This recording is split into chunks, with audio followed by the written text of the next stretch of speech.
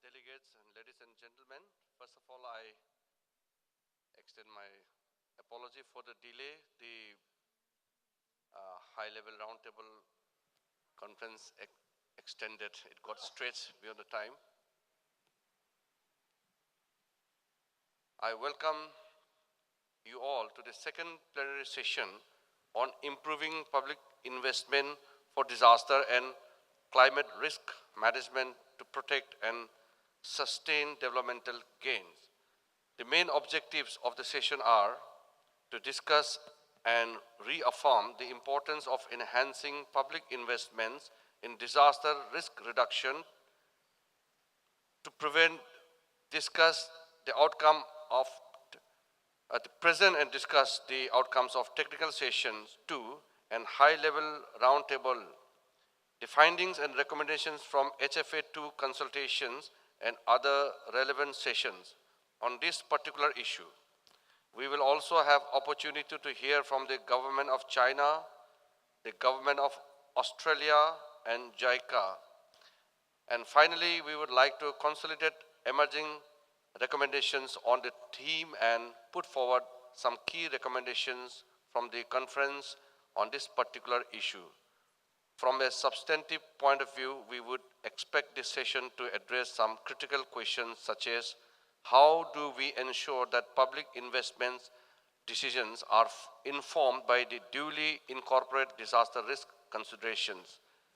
What are the specific elements that should be included in the post-2015 framework for DRR and resilience to enhance risk-sensitive public investments?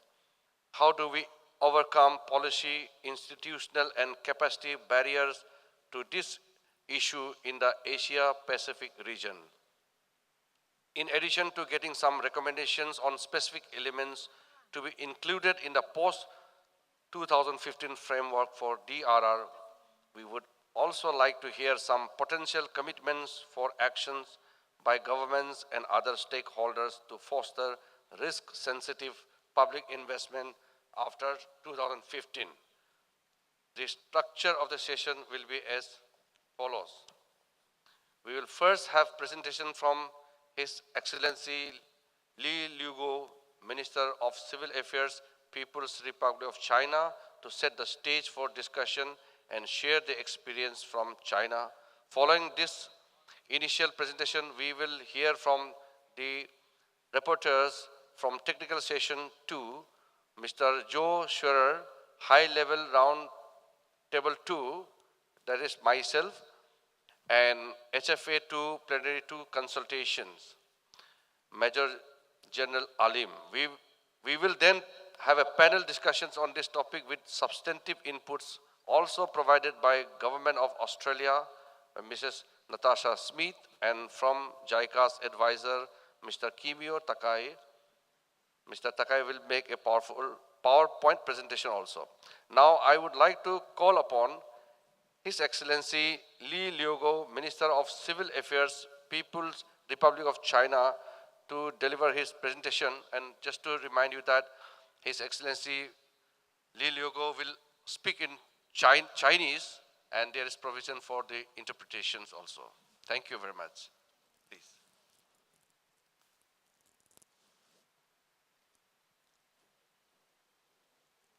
尊敬的主席先生、女士们、先生们，早上好。中国是世界上自然灾害最为严重的国家之一，灾害种类多，分布地域广，发生频率高，造成损失重。尤其是近年来，伴随着全球气候变化以及中国经济快速发展和城市化进程不断加快，中国的资源环境和生态压力加剧，自然灾害防范应对形势更加严峻复杂。中国政府在总结多年经验教训基础上，逐步树立起综合减灾、科学防范的理念，不断健全防灾减灾救灾体制机制，和法律制度，努力推进综合防灾减灾体系建设，提高自然灾害综合防范防御和救援能力，有力推动了经济社会全面协调可持续发展。面对重特大自然灾害频发多发，给人民群众生命财产安全和经济社会发展带来严重影响的灾害形势，中国政府积极响应联合国倡议，大力推动实施冰库行动纲领，遵循以防为主、防抗救相结合的工作方针，坚持以人为本，强化主动防范，注重防灾减灾资源整合和共享。从风险评估、隐患排查、灾害防御、监测预警、工程建设、宣传教育等环节入手，强化灾害风险管理，加强国家减灾平台建设，完善减灾工作机制，加大防灾减灾公共投入，综合运用工程性措施与非工程性措施，努力提高国家和社区整体抗灾能力。中央财政近3年累计安排各类防灾减灾救灾资金4600多亿元人民币，为防灾减灾救灾工作提供可靠财力保障。2012年以来，中国政府设立中央预算内投资专项，支持应急避难场所、应急救援能力、应急指挥系统等综合防灾减灾重大项目建设。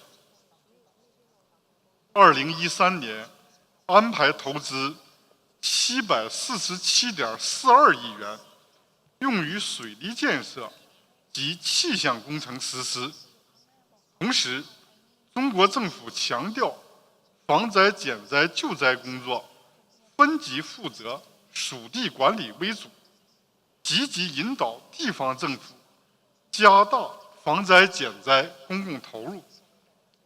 位于中国西南边陲的云南省，省级财政每年安排防灾减灾资金2亿元，支持地方减灾能力建设，成效显著。在充分发挥政府防灾减灾主导作用的同时，中国政府注重行政手段与市场机制相结合，综合运用法律、工程、技术、金融、保险等各种手段，分散灾害风险，实现系统施策、多措并举，提高减灾效能。一是发挥市场机制和灾害保险的重要作用，积极探索开展自然灾害保险，在激励公众投保的同时，注重政府与市场的结合，财政与金融的结合，公司部门的结合，先后启动以政策性农业保险、农防保险为主的灾害保险试点工作。目前，全国已有28个省份开展政策性农防保险试点。2008年至2013年，农房保险累计共为2.3亿农户提供3万亿元风险保障，投入保费22.1亿元，支付赔款16.9亿元。中国部分省市已启动巨灾保险试点，在政府引导、支持和监管下，灾害保险工作正健康有序开展。二是借助社会力量募集减灾资金，积极引导社会公众参与防灾减灾工作，鼓励和规范救灾捐赠和慈善活动。通过募集社会捐赠资金，有效支持了灾后民房重建、校舍加固、抗旱减灾等工作。中国一些省份还通过发行福利彩票的形式，利用福利彩票公益金支持地方救灾物资储备库、减灾示范社区等建设。三是推动企业参与减灾工作。中国一些企业积极投身防灾减灾公益事业，发展防灾减灾产业，提供资金支持应急避难场所、减灾示范社区、防灾减灾主题公园以及科普培训基地等建设，彰显企业社会责任，社会效益显著。下面，我以中国近年实施的校舍安全工程为例，简要说明防灾减灾公共投入及其发挥的减灾实效。中国有50多万所各级各类学校和2.6亿在校学生，加强学校防灾减灾体系建设，关系到广大师生生命安全，千万个家庭幸福和全社会和谐稳定。2009年，中国政府启动实施全国中小学校舍安全工程，推动学校防灾减灾能力不断提升。一是做好隐患排查，在全国范围内共排查鉴定学校37.5万所，单体建筑物217万栋，每一所学校、每一栋建设的安全档案都有据可查。二是加强技术指导，组织开展技术培训，编印中小学校安全建设与管理指南和中小学校舍综合防灾目录，使校舍更加符合综合防灾避险安全要求。三是加大公共投入，中央财政共安排300亿元，带动地方投入3500亿元，加固新建、重建校舍3.47亿平方米，4000所学校实行迁移避险。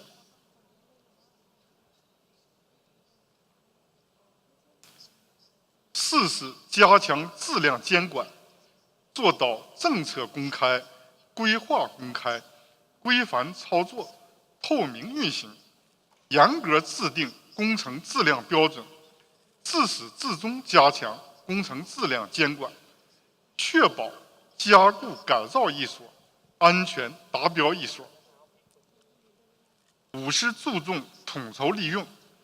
2013年4月20日，四川省芦山县发生7.0级强烈地震，有15所学校在震后作为各级抗震救灾指挥部，240所学校作为受灾群众临时安置点，3所学校操场作为救援直升机起降点。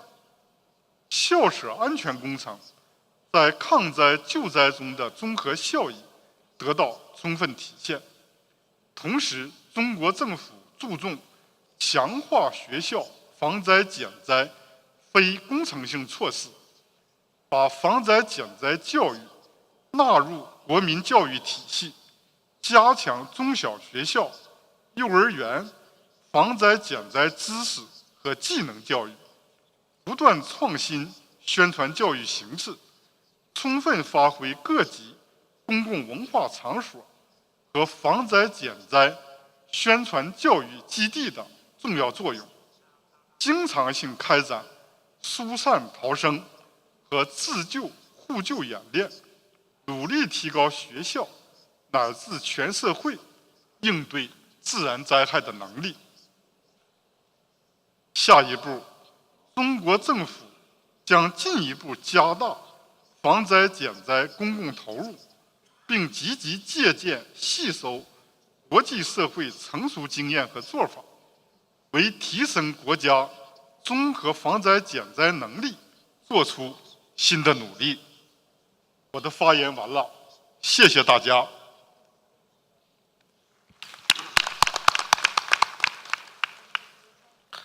Thank you very much, Your Excellency. I understand you have preoccupation and you'll not be able to stay on with the panel, but your delegation, they will be in the room. So once again, I thank you very much.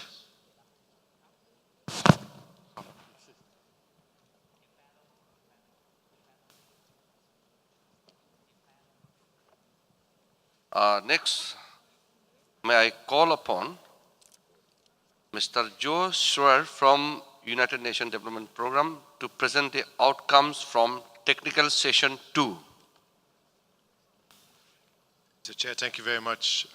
Good morning, everyone. It's a pleasure to be here together with the colleagues on the panel.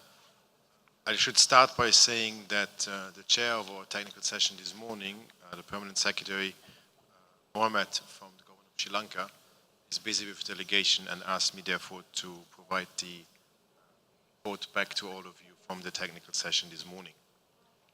As you know, we deliberated this morning based on a background paper with draft recommendation on how we can improve public investments for disaster and climate risk management to protect and sustain development gains. We had 4 excellent presentations from colleagues in the Philippines, a particular example how at a provincial level with integrated risk information, dedicated resources, etc., into a comprehensive approach of disaster risk at the provincial level. We had an example from Indonesia on using the opportunity of recovery and reconstruction as a transformative development opportunity to integrate risk into the investments that are being made to recover from a disaster that had occurred. We then also heard from a case from Japan in particular, the importance of scenario-based planning dealing with cascading disasters, illustrated, of course, by the triple disaster that happened recently in eastern Japan.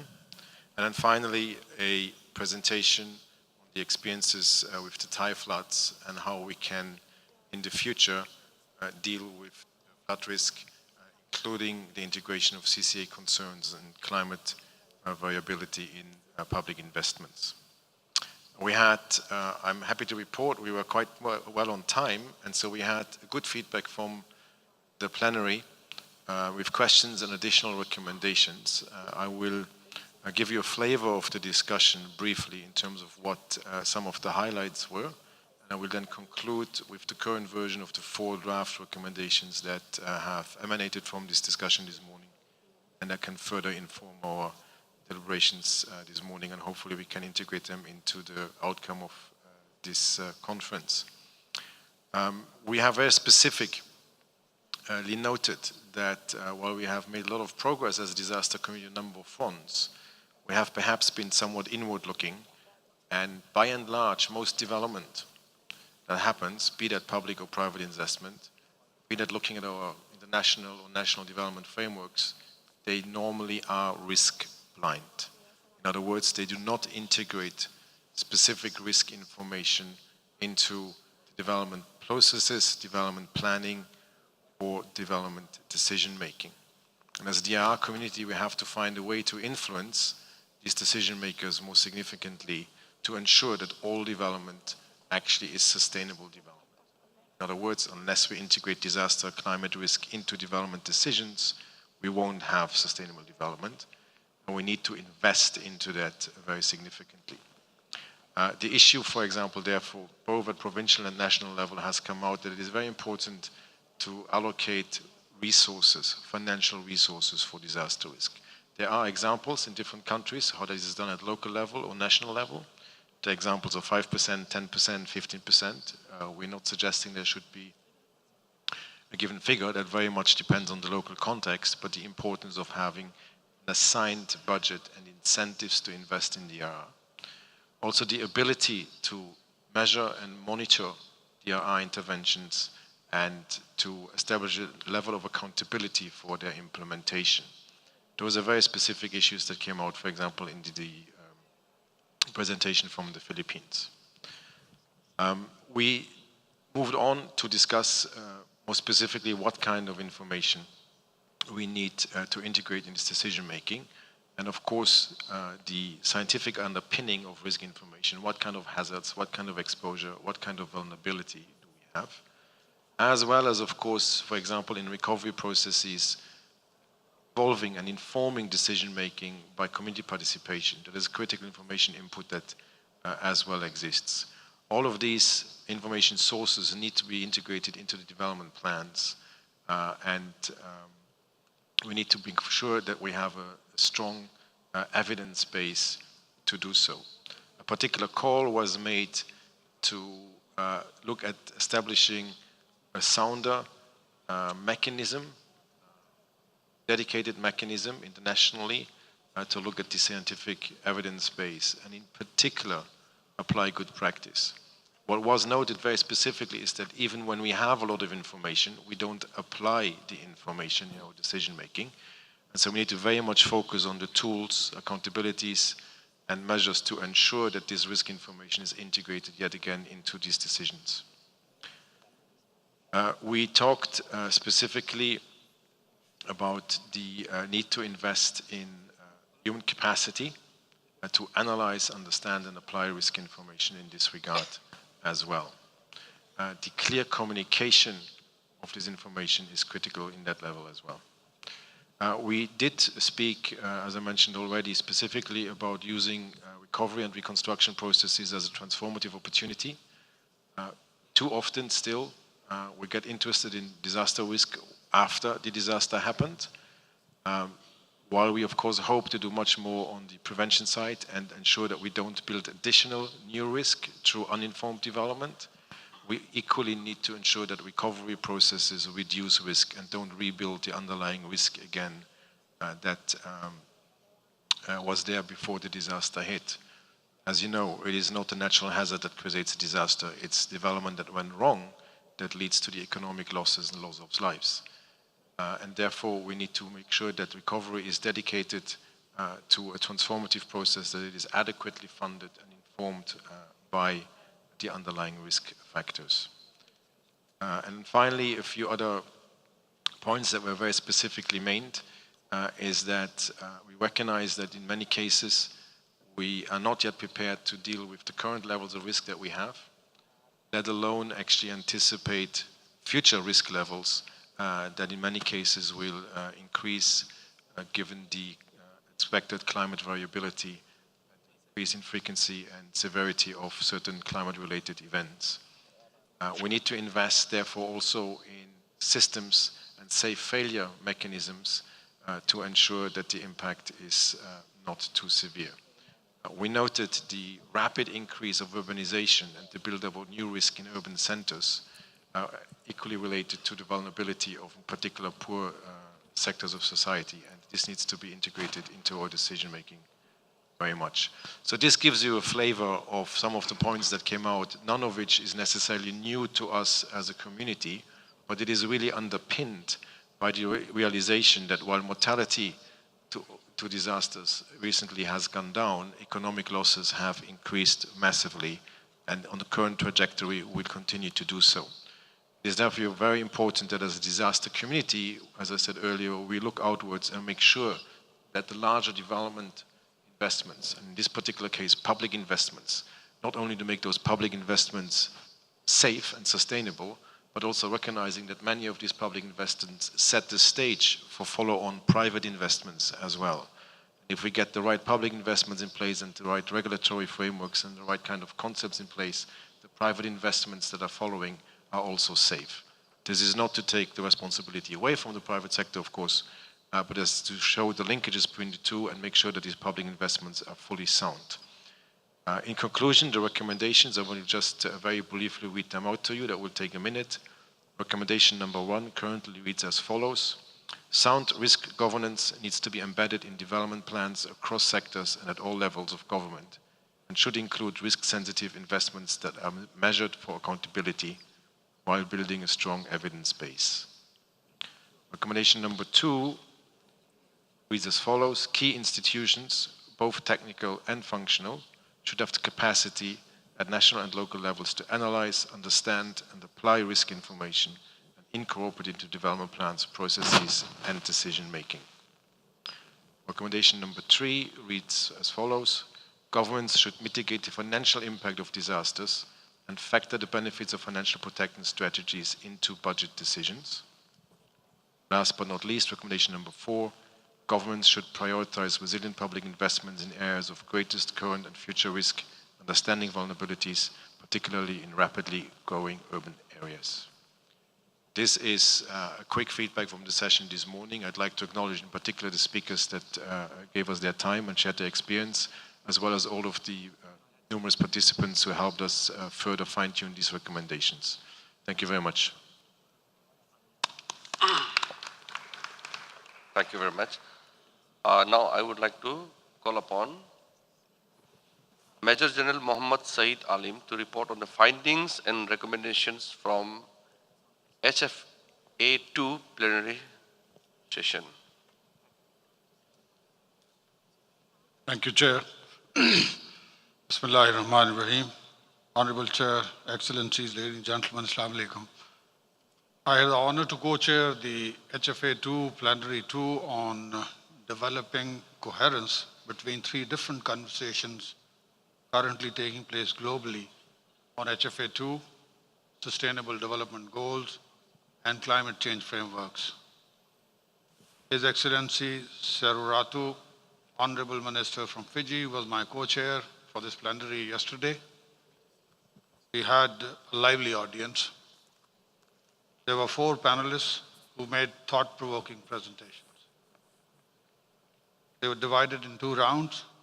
In round 1, we heard the regional and the academia's perspectives on HFA2, wherein we were enlightened by Mr. Siku Wu from Secretariat of Pacific Community, who presented the Pacific region's perspective. He was followed by Dr. Yoon from Ulsan Institute of Science and Technology from Republic of Korea, who presented academia's point of view. In round 2, we had country perspectives from Laos, People's Democratic Republic, and Bangladesh, wherein Dr. Fulsina from Government of Laos, People's Democratic Republic, presented his country's perspective, while Mr. Wazid from Department of Disaster Management presented Government of Bangladesh's perspective. Following an engaging interactive session, the plenary concurred with the following recommendations that I'll try and outline here. In total 9. The first was the need for coherence between DRR, Sustainable Development Goals, and climate change agendas was strongly highlighted. But it was also pointed out that there was as much need for developing coherence at regional and national levels between frameworks.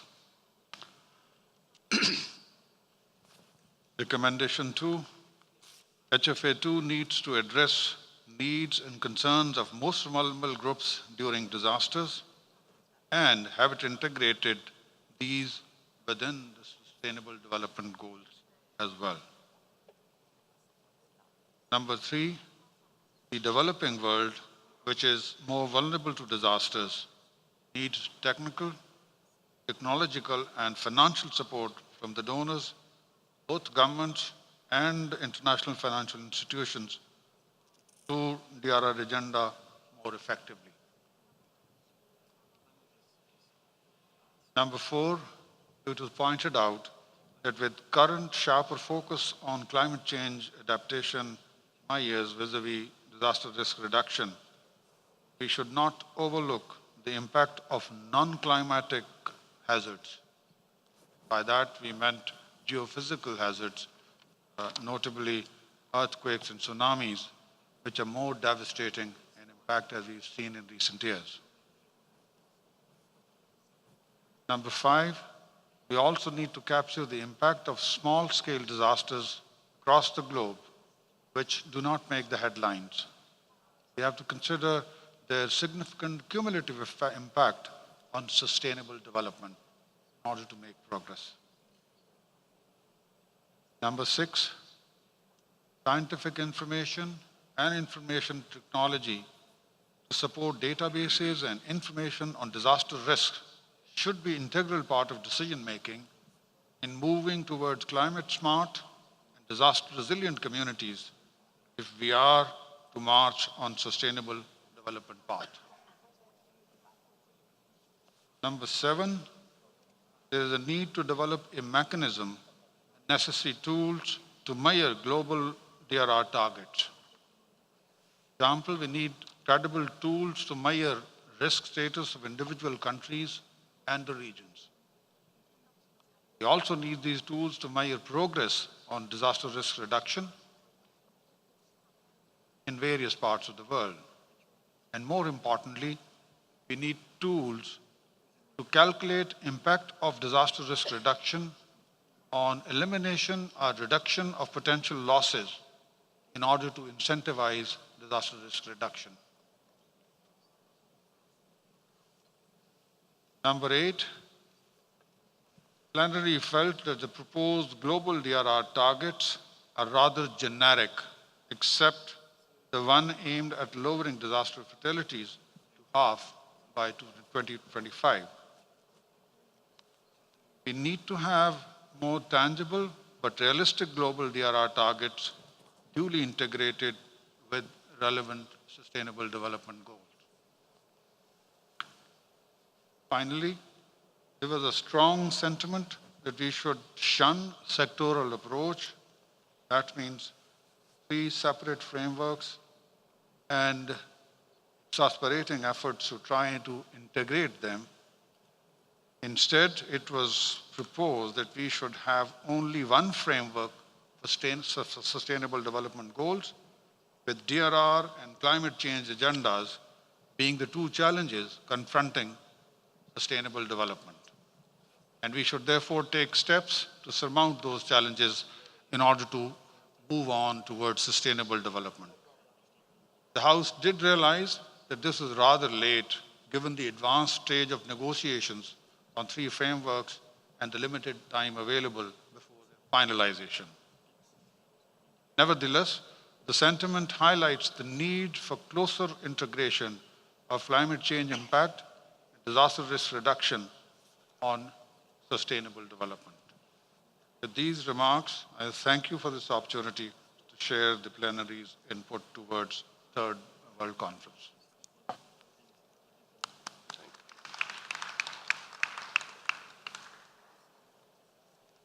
Thank you very much.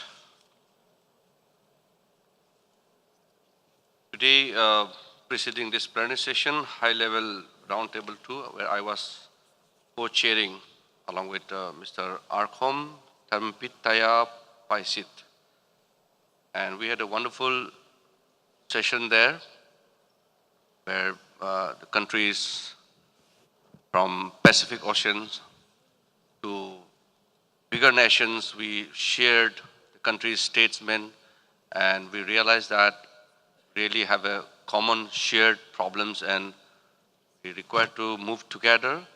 And we also had the privilege of a presentation from European Commission, from Association for Southeast Asian Nation and South Asian Regional Corporation. So it was a wonderful high-level roundtable too.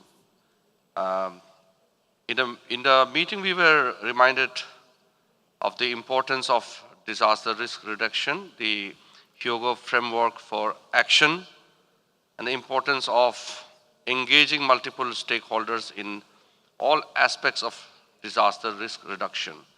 Most importantly, we heard the common interest of integrating disaster risk reduction into development and climate change process. Engagement with private sectors, prioritizing local level resilience, placing role of women at the forefront of decision making are few other notable elements mentioned during the session. I hope all this will be highlighted better and circulated in details in the course of time. I thank all the presenters with the excellent report from the respective sessions. Now I would like to call upon Mrs. Natasha Smith to share her comments and views on the findings from the technical session 2 and other emerging recommendations. Thank you very much. Firstly, I would like to thank the Royal Thai Government and UNISDR for hosting and organising this conference and for the opportunity to be on the panel today. And I'd also like to thank UNISDR for organising the Pacific platform, which was held only a couple of weeks ago, which is also a really important consultation in the lead up to HFA2. I think we all know that public investment to reduce disaster risk and build resilience is a priority for sustainable economic growth and development across the world. But I think it's no more important anywhere than in our own region here in the Asia and in the Pacific. I'm going to speak both from our domestic experience in Australia as well as a development partner and donor in the Asia Pacific in the comments I'll make today. I'm going to, in talking about our experience, I think draw on some of the things that Joe has mentioned that came out of the technical session that I was at this morning, and also I think that have come out of a lot of the different discussions that have happened so far here, and I'm sure will happen over the sessions that we still have to go until we all go home tomorrow afternoon. In Australia, we're building resilience by making a very distinct shift from a focus on response and recovery to one centred much more on preparation and mitigation. And the way that we've sought to sort of frame that is to develop a national strategy for disaster resilience.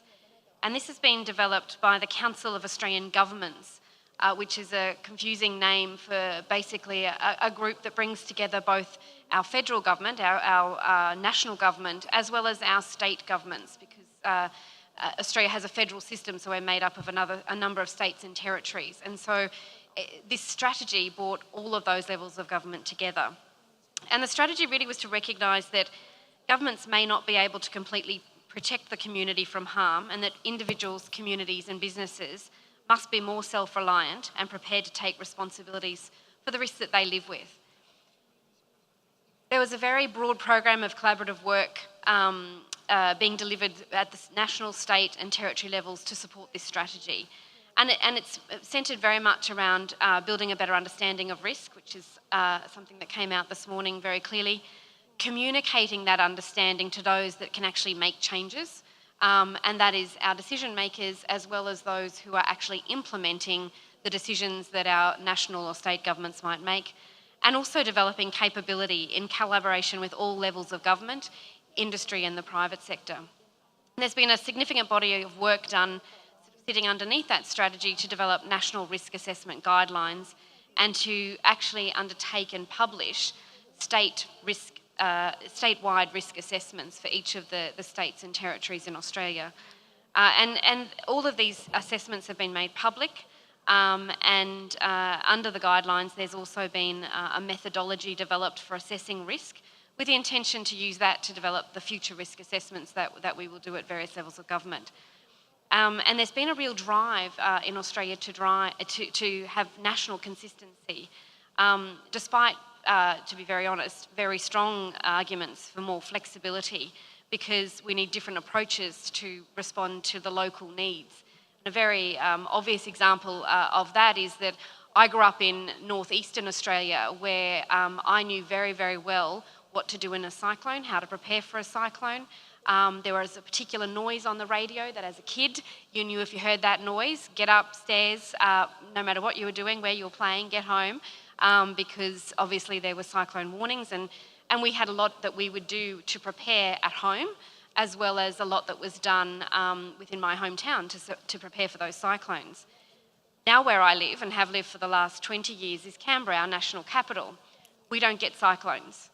So knowing what to do in a cyclone is pretty useless to me. But what we did have a number of years ago were major devastating bushfires. And what you do in a cyclone and what you do in a bushfire, very different. And so is all the preparedness and risk reduction as well that goes with that. So we're trying to do both, have that national consistency, but also be and a consistent methodology so that we can promote best practice, make sure that governments and industry have a strong comparable view of risk from a national perspective, but also to be very much cognizant of the need to look and think locally and also learn locally from what happens. We've had some Australian state governments very much champion that consistent methodology and apply it comprehensively. And that's really enabled them to use their statewide risk assessment to inform their resource and capability planning, to communicate risk and preparation measures to the public, and to provide full technical versions of their assessments to industry and critical infrastructure owners so that risk planning can happen at that level as well. And we see, again, if I look at some of the cyclones that Australia has experienced, that communicating risk, communicating to the public is really, really important because you kind of always think the worst won't happen to you. And so the role of government in really helping people understand what the risk is and what they need to do to protect themselves and their property is really important. And there's been a lot of collaboration with local governments, and we often find during the preparation phase for a disaster that you'll have the state government and the local government standing side by side in all the public addresses that they're making on television and radio, etc. And it's been a very resource-intensive process for many of the states to go through, but we think it's been a very effective approach to building the risk picture and communicating it to decision makers and also those who are implementing risk mitigation and preparedness plans. An example is that a lot of land use planning decisions are not made at the federal or the state level, but are actually made at the local government level. So it's really critical that people understand the implications of the decisions that they're making. And we've seen some land use decisions made around one of our capital cities where a lot of people were living in fabulous real estate along the Brisbane River. And then we had the worst flooding in Brisbane in 100 years, and those people were very heavily affected. And people need to understand, and we heard this morning about the experience from Japan, that you have to learn from history, and if there has been events, albeit 50 or 100 years previous, that's probably a pretty good indication that they might happen again, and we need to be prepared for those. There's been a lot of really effective engagement across local communities as well to really build that general awareness about disaster risk. I'll be very honest with you, it hasn't been all smiles and happiness, and it hasn't all been easy. We've had some states being very resistant to change, and that's really, I think, because there's been a lot invested in risk assessment methodologies in the past, and they don't want to put new money into a process in a time that's fiscally constrained, when they kind of see that what they've already got in place is meeting local needs. And I think also there's sometimes a bit of a fear that if you look at a new approach based on best practice, you might actually reveal some untreated risks. And that's not something that people are keen to do because they don't want the criticism from the public around that. But in my view, that's all the more reason why we should be pushing that agenda. In response, though, the state governments have embraced the consistent methodology, and those states that have taken on this very strongly in their own planning have taken a leadership role then across the country and are working with the others that are perhaps not as keen to get on board and are having more trouble in actually implementing it. And I think that's important as well, that it's not all top down, it's also about learning across as well. That's and I think that's really shown for us that the public investment initiatives that support people and organisations to access and utilise information is probably the best thing we can do in terms of promoting disaster resilient investment, and also the way local communities and how individual people and families actually prepare for and manage risk. We've also, I think, seen in our own domestic experience a lot of technological innovation, and that is offering new opportunities to access and utilise disaster information. And that presents really a dynamic new public investment option to support disaster resilient development. And that's something that is also being made available quite broadly, making that risk information available through open source, open access mechanisms really is important, because then there's really no excuses. People are able to access it and adapt and use that information. That's a bit of our domestic experience. I just wanted to touch quickly on our experience as a development partner and as a donor country, and this is actually the area that I'm personally responsible in our government. And again, something that came up this morning was the challenge of disaster risk reduction financing, and how often it's the humanitarian funding and the humanitarian parts of governments and non-government organisations that need to find the resources for risk reduction. Something we've certainly tried to do is, yes, have the humanitarian area, which is my area, in the lead around the policy engagement and around promoting best practice. But we've actually managed to convince a lot of our geographic areas that manage our development relationships with partners such as Indonesia, the Philippines, and other countries in the Asia Pacific, to actually invest development program dollars into risk reduction, or even better, just integrate risk reduction into the development programming that they're doing. Again, challenging, because in a way, I was speaking to Major General Aleem earlier, it's trying to convince people to invest in something so something does not happen is hard. You can say, well, if you invest this amount in immunisation or in education, this is the payoff. But we're trying to convince people to invest so that there isn't a cost, and it's a cost that we can only project for people. We can't kind of demonstrate, because if we do our job well, it doesn't eventuate. And so that has been challenging. We've had to show the value of why to take this approach, but we are having success. And in the Australian government's new aid policy, which was only released last week, one of 6 priority areas for the Australian aid program is building resilience, and that incorporates disaster risk reduction very explicitly. So that's going to be a really important thing for us to use as the humanitarian and risk reduction area, to really promote even more investment in risk reduction, more integration of risk reduction into the development programming that we do around the region. Just very quickly, because I know we have a short time, but I wanted to just touch on a good example of public investment that we've been very pleased to be able to support with the Indonesian government through our Australia-Indonesia Facility for Disaster Reduction, which we've had in place, and a partnership with the Disaster Management Agency in Indonesia. And one of the aspects of that facility has been the development of open access and open source disaster management tool called InSafe, which has been developed to strengthen Indonesia's ability to reduce the impact of disasters. It provides a very simple but rigorous way to combine data from scientists, local governments, business and communities to provide insights into the likely impacts of future disaster events. Because it's free and adaptable, it supports social inclusion in disaster risk management and related activities, because basically anyone with a computer and internet access can learn how to use the system through open source training materials and then utilise and access the information. It can be information tailored to specific needs of users and adapt for specific purposes. So it's something that we're very proud to be working with the Indonesian government on, so that information is there, it's available and very user-friendly for anyone to access. The other example that I'd mention is that we're doing a lot to partner with the government of the Philippines after Typhoon Yolanda, and we've done a lot to make sure that we're to coin a term, building back better.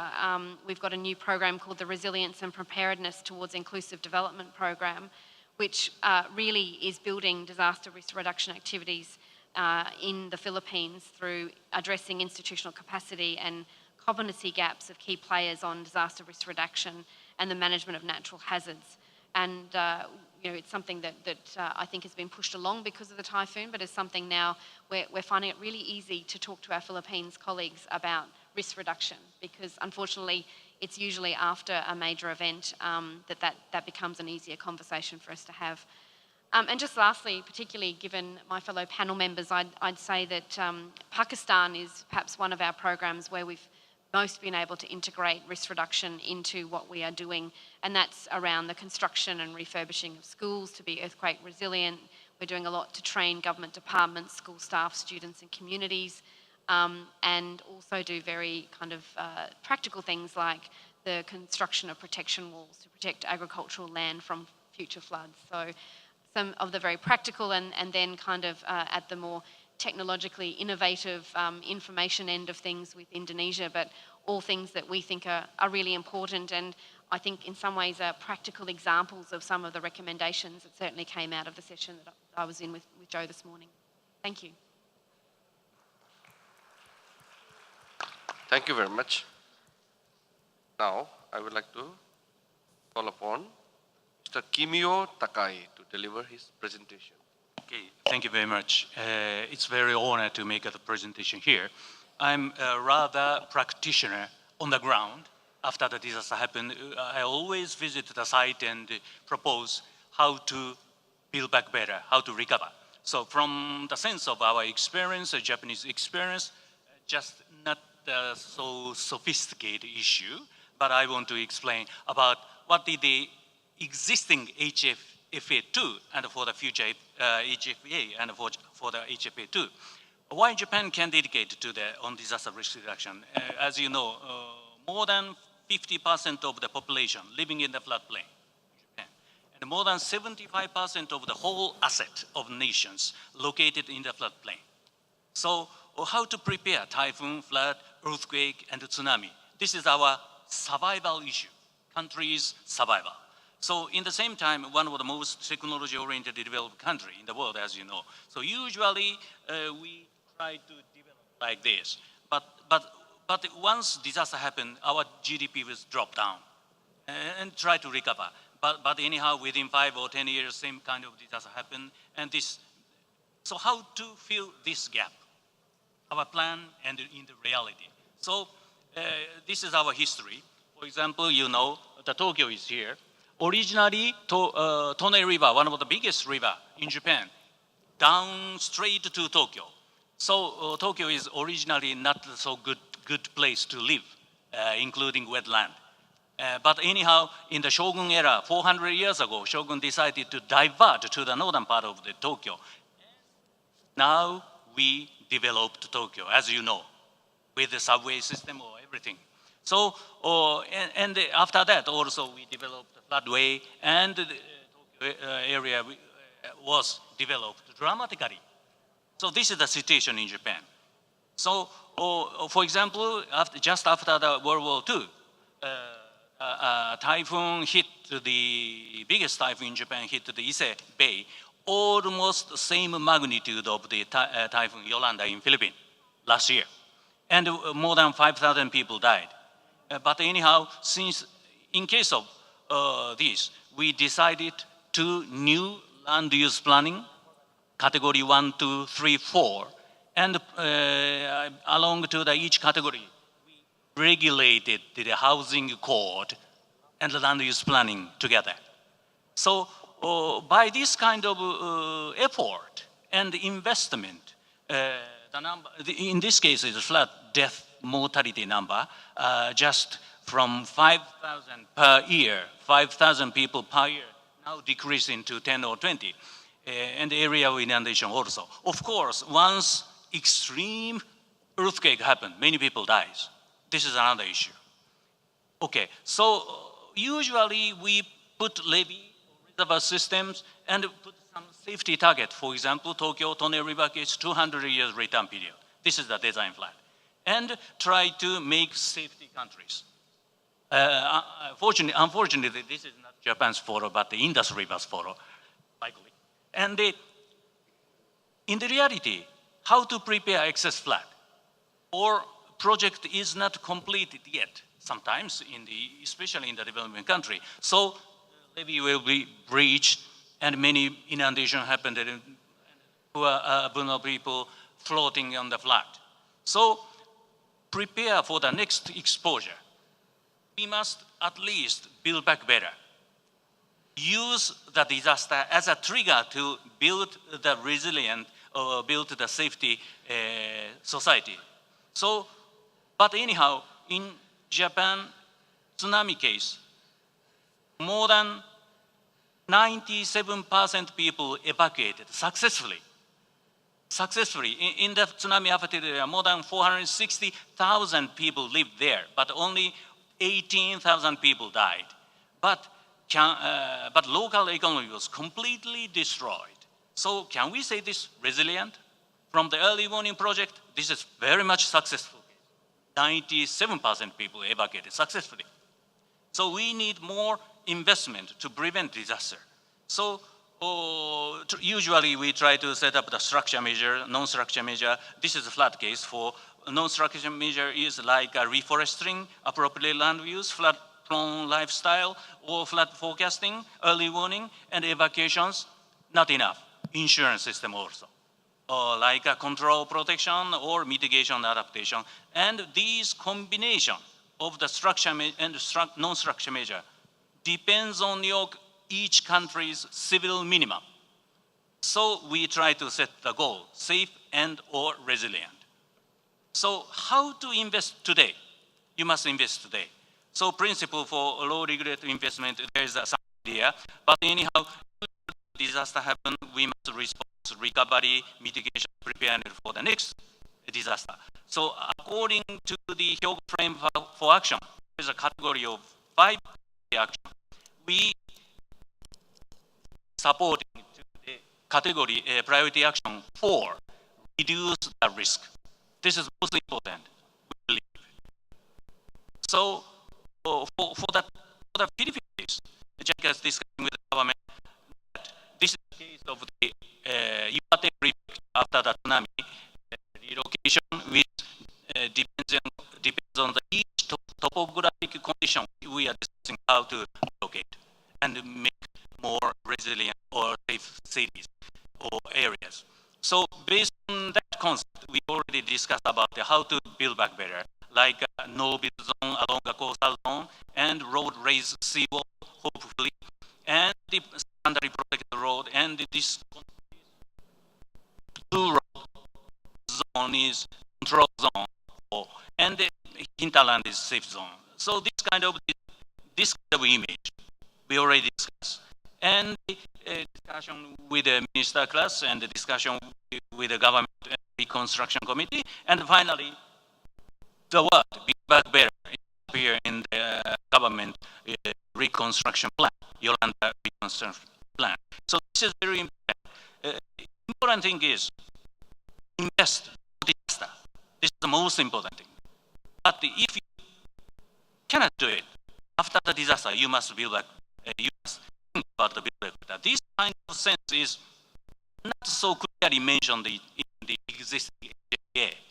So we want to emphasize these kind of items to the next stage. But anyhow, as I said, civil minimum.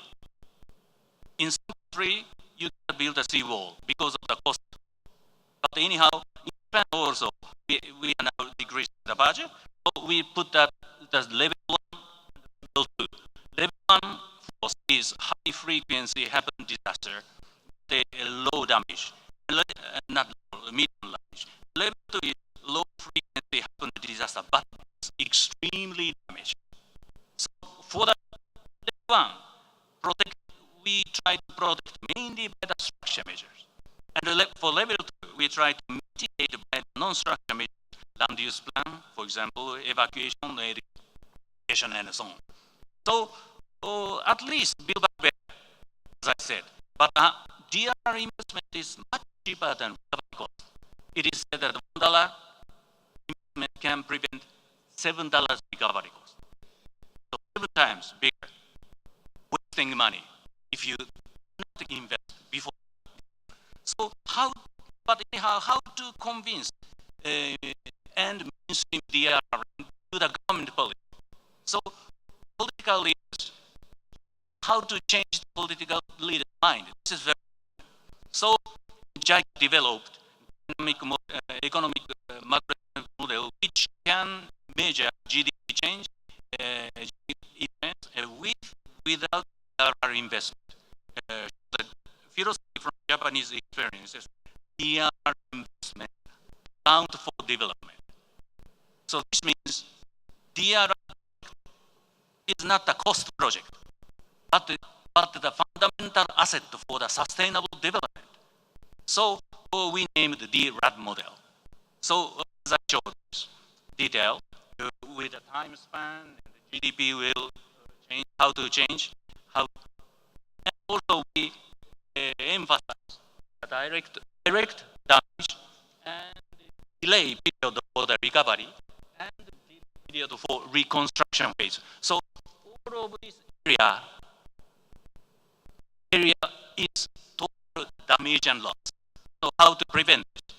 So in case of the Pakistan, GDP for the future based on this model will with DRR investment and without DRR investment for the future 40 years, GDP will change 25%. Of course, this is so precise, not a precise economic model, but in order to convince Prime Minister or Minister of Finance how DRR investment is important to your country for the long term, not concerning to the next voting, but how to realize your country more safer country. So this is the purpose we developed. And this already appeared to the Global Assessment Report page. It also show the disaster risk reduction by the DRR model and mainstream DRR to the government policy. This is our request, our proposal. So we try to make the 3 layers, political leader as a DRR model to convince how effectively your DRR project support your sustainable development. And for the practitioner, we are, I'm sorry, but I have no enough time to show the loading investment methodology, but there are some principles. And also, itself consider about the disaster risk assessment to all projects. For example, for Thailand case, 7 industrial park is originally vacant in 1990s because of the wetland. So most vulnerable area located in the wetland, most valuable asset of this country, industrial company was located there. So we need disaster risk assessment to all our development projects, like, for example,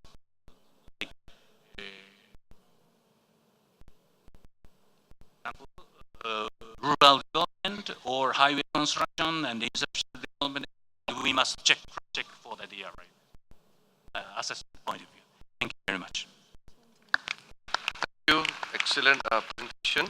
All the panelists. Projection for Pakistan is not only for Pakistan, for all of us. So it's concern for everyone. I quickly move to floor, actually, taking time. So I would like to invite comments or questions to the panelists. Quickly to the point. Yes, please. One respect. Please introduce yourself and just to the point. Thank you very much, Your Excellency, distinguished chairperson, Your Excellencies, distinguished delegates. I'm pleased to actually make a statement on behalf of the International Union for Conservation of Nature, which is an organization with permanent observer status in the United Nations at this very important 6th Asian Ministerial Conference for Disaster Risk Reduction. My name is Anshuman Saikia, and I work for IUCN Asia Regional Office. I'll try and be brief, Your Excellency. As you are aware, Priority 4 of the Hyogo Framework for Action emphasizes that ecosystem degradation not only harms the capacity of the environment to withstand hazards, but also exacerbates human vulnerabilities.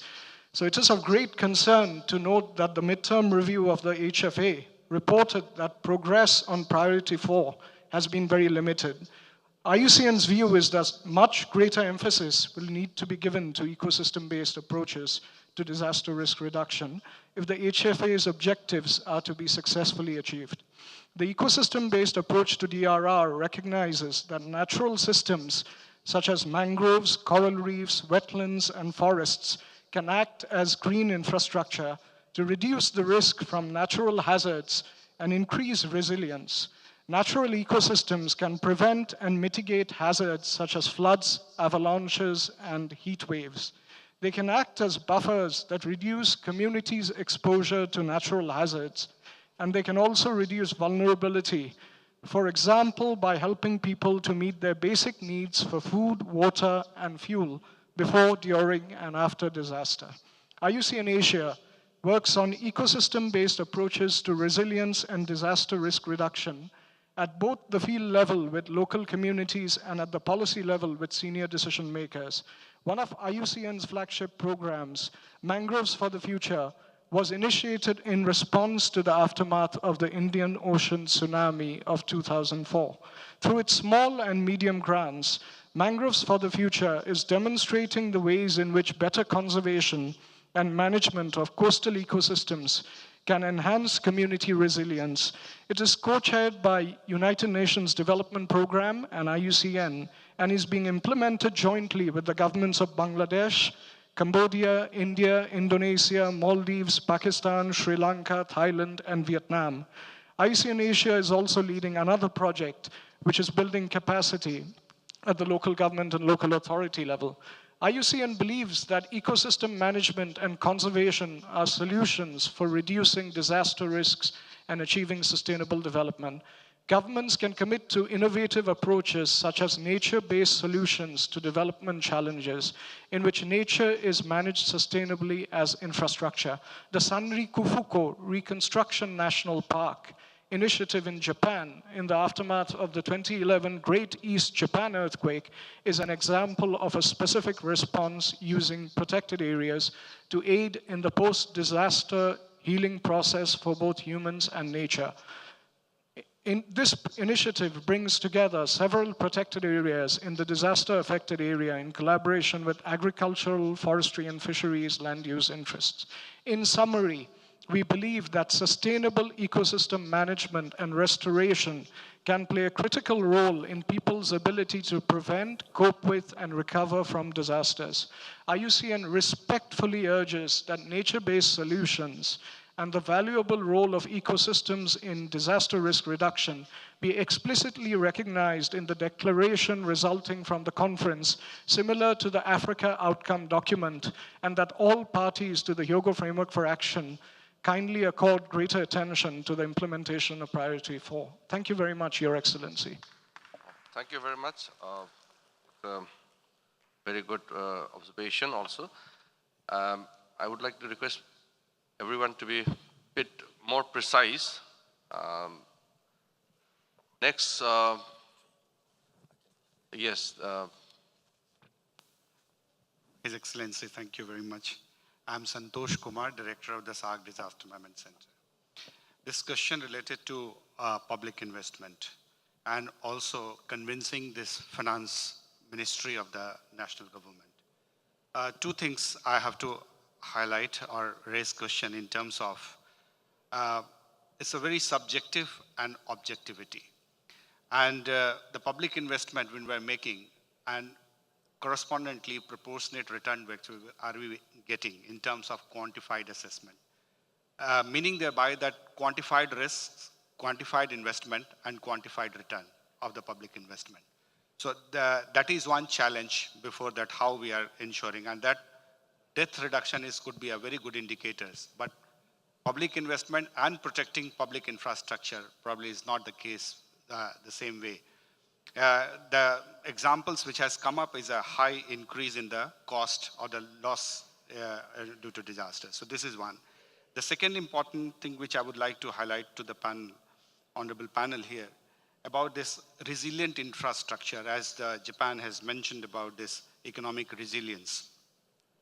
And we are focusing still on the infrastructure resilience only, but why not also on the economic resilience as well in the public investment, ex-ante investment for the DRR, either is soft activities you have already mentioned in insurance and so. Last but not the least, related to public investment about the trans-boundaries issues, the disasters which is affected by these two countries, how actually the public investment by the connected countries can be addressed and make investment so that the return can be envisaged in a kind of a negotiable and non-negotiable format.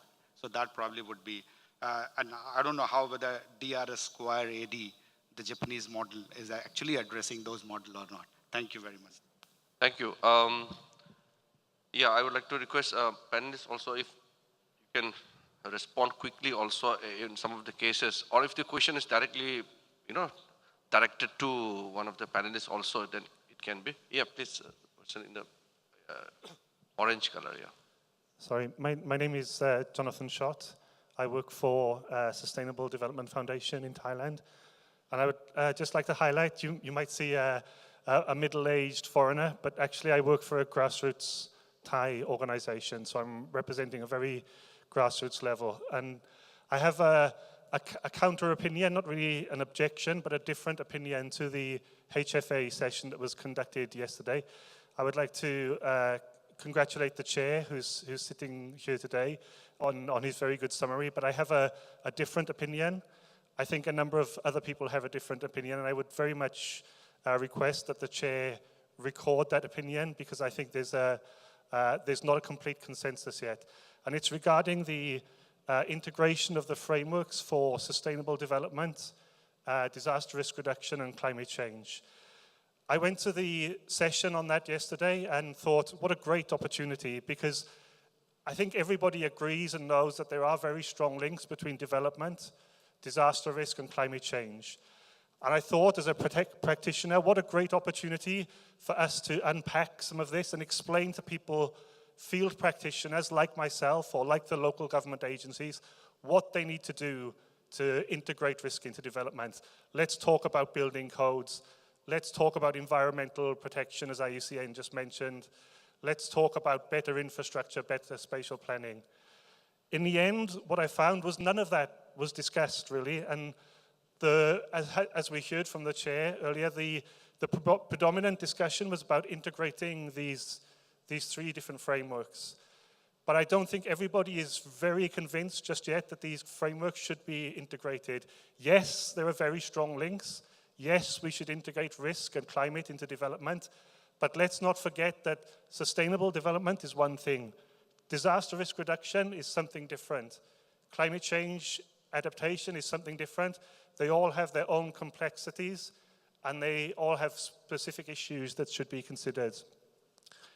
So when I heard yesterday about maybe we shouldn't have HFA2, maybe we shouldn't have UN IFCCC recommendations on climate change, maybe it should all be in the Sustainable Development Goals, I became very worried. Why? I hear colleagues, I don't participate in a lot of international conferences. I'm at field level, a grassroots practitioner. I hear colleagues tell me there are inefficiencies in the UN system. We don't want too many frameworks, too many different offices working on similar issues. But, and this is a different view that I really want to emphasize, at the very least, the fact that we have HFA, the fact that we have UN ISDR gives us all the opportunity to come together as we have this week for 5 or 6 days to discuss all of the incredible different details related to risk reduction. If we lose HFA and it becomes embedded in the Sustainable Development Goals, I think we'll lose our focus on risk, we'll lose our focus on the impacts that are happening to these communities, and it makes me concerned. So my view is that if there is going to be this integration, then please, we have to look at the guarantees that we don't lose this focus on risk. I look at the Sustainable Development Goals, I see in the draft at the moment 119 different points covering everything from gender, governance, rule of law, climate change. And I think if you embed risk into that, then maybe you will lose the focus that we need. Thank you. Thank you. Divergent views are natural and it's welcome, but cohesive approach is what is required. Any divergent views are always welcome and it can be submitted, can be circulated, it will be consideration. But keeping in view the time, respecting the time, I would like to restrict just a couple of more comments. Madam. Thank you, Your Excellency. My name is Virginia Murray. I'm the Vice Chair of the Science and Technical Advisory Group for UNISDR. I want to reflect on Mr. Shah's report from the plenary session 2 about how important evidence-based science is to trying to inform policymakers in the decisions that they make. And one of the suggestions that has been from the UNISDR Science and Technical Advisory Group is to establish a mechanism internationally for science advice for disaster risk reduction to strengthen resilience. I feel that this might be a useful outcome from this plenary. But, yes. Thank you, sir. Short, okay, please. Yes, I'll be very brief. Sir, this presentation by Mr. Joshar actually highlighted some of those extremely important points related to investments, both private and public. And I would like to throw attention to that slide on the computer screen in terms of the collapse of structures which are happening due to earthquakes in different parts around the world. There are 4 points which I would like to bring for the kind attention. He mentioned the risk information is not integrated into development planning. I think if all of us can, at the level of national governments, take an initiative that all future investments which are going to take place in infrastructure, if a conscious decision is taken that they should be made disaster resilient and they should be risk informed. I think that would be a very major fundamental contribution which you'll be making. That because you're seeing such development happening all over the world, in many, especially in the developing countries, in cities where urban centers, we see this development happening in terms of infrastructure, flyovers and metro rails and airport modernization and so on. If all new investments in infrastructure is made risk informed and disaster resilient, from now onwards, I think at least that will protect some part of the investment. And that's the first recommendation. And we have seen, sir, that in all the major disasters which have happened in the recent past, Cyclone Nargis in Myanmar, the Sichuan earthquake in China, the Typhoon Haiyan in Philippines, the Pakistan floods and so on, it has all affected local areas. It has not been in terms of, the influence has been in terms of pockets of risk. So I think there is a need for looking at local level planning where investments which are being made at local levels need to be made disaster resilient so that local authorities are more encouraged to look at disaster risk in their planning. And the third most important is that initiatives at the national level to create disaster risk databases and disaster risk profiles is very important. There have been a few initiatives, in Sri Lanka, the Disaster Information Management System, DIBI in Indonesia, CAMD in Cambodia, in Iran, Nepal, Timor-Leste, there are disaster databases. All national governments be encouraged to create disaster databases. And finally, sir, I would like to also mention that Indonesia has recently set up expert committees on different disasters. Working groups have been set up. I would urge that people's voices, like the voice which is just expressed right now from communities at risk, grassroots community voices be represented in some of those expert committees so that the voices from the people are also recorded. Thank you. Last, please. Thank you. I am representing World Meteorological Organization. I will try to be very brief, and I hope you will agree with me that the meteorological predictions for hydrometeorological disasters, precise and accurate predictions are, I think, one of the most important component of disaster response, disaster warning communication. But I haven't seen any reference during this discussion. And yesterday, I think, day before yesterday, the science and technology stakeholder groups have recommended the investment in the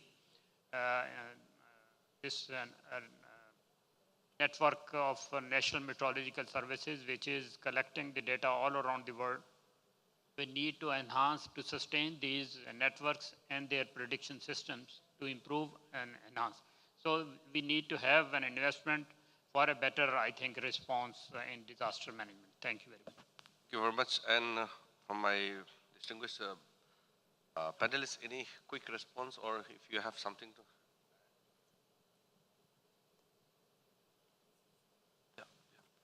I just want to thank you.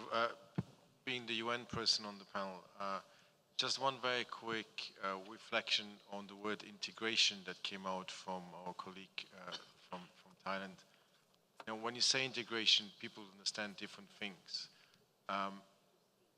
It's not going to happen that there will be one framework. You know, the HFA process, the Climate Convention, and the SDGs are very different kettle of fish. So we don't have to worry about that. What we do have to worry about is to establish the appropriate linkages, because the FHA will be an instrument that will guide the disaster community in its work. The SDGs must be risk-informed. The MDGs have not been. Fact of the matter is that most development activities happen with a disregard of underlying risk factors, and we're building up risk faster than we can correct it. So we have to make sure that these speak to each other. And then from the climate side, we have to understand that actually the biggest growth area currently from the adaptation side into risk investments comes from the climate instruments. And that's probably even going to grow.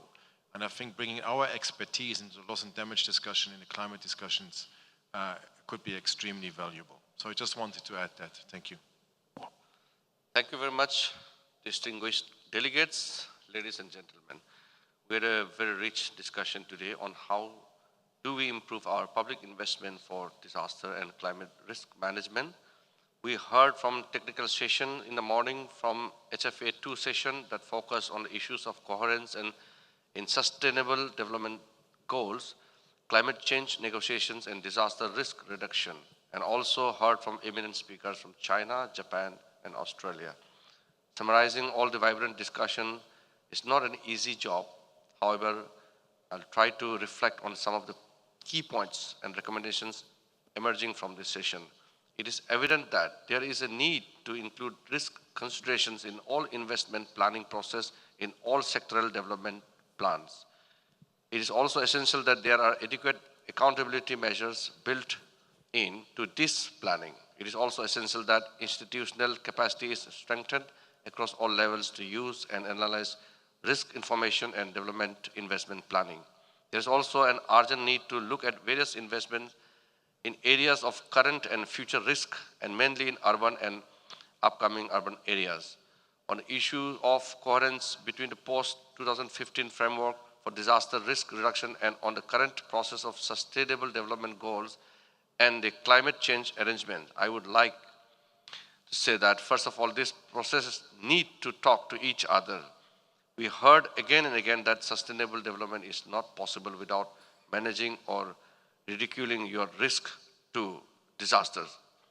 Hence, disaster risk considerations must be incorporated in development process. All development policies and plans should be supported by sound disaster risk assessment and risk information and so on.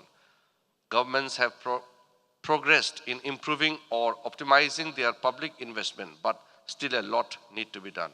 I'm sure these deliberations in the 6thAMCDRR will lead into the making of post-2015 framework for disaster risk reduction, which will be adopted in Sendai. With this, we are coming to the end of this plenary session. I would like to thank all the eminent speakers, the panelists, for their valuable inputs, and also distinguished participants for their participation and contribution to this session. Thank you very much.